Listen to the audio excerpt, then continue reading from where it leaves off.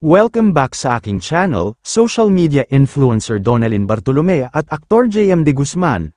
Totoo nga bang engaged na? Gaano ito katotoo? Panuurin at pakinggan ang buong detalye.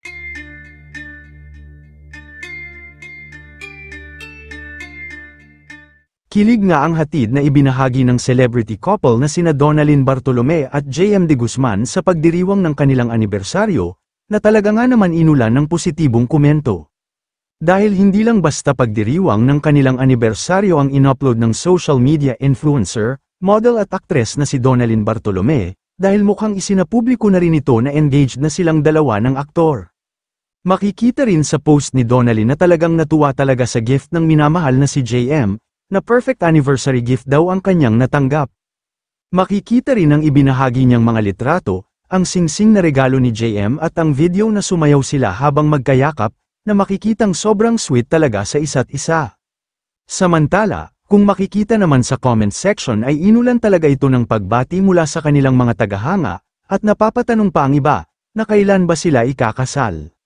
Samantala, hindi nabanggit sa naturang post kung literal na engaged na ang dalawa at kung ano ang kahulugan sa likod ng mga sinabi ni Donalyn sa kanyang post at ang regalong singsing ni JM kung engagement ring ba ito. Pero base sa mga comment, ay mukhang engagement ring ito, dahil alam naman ng lahat kung gaano kamahal ni JM si Donalyn, kaya naman, naniniwala ang fans nila na engagement ring ang binigay ni JM.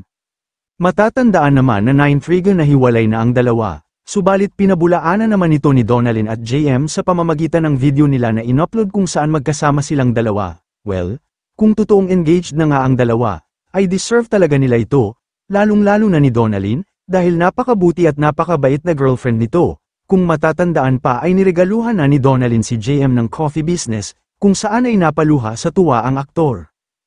Kayo mga ka-showbiz, anong masasabi nyo sa ating showbiz topic ngayon? Kung may opinion kayo ay magkomento lang kayo sa aking comment section. At syempre kung bago pa lang kayo sa aking channel ay mag-subscribe na kayo para lagi kayong updated sa mga showbiz trends na ina-upload ko. Maraming salamat po.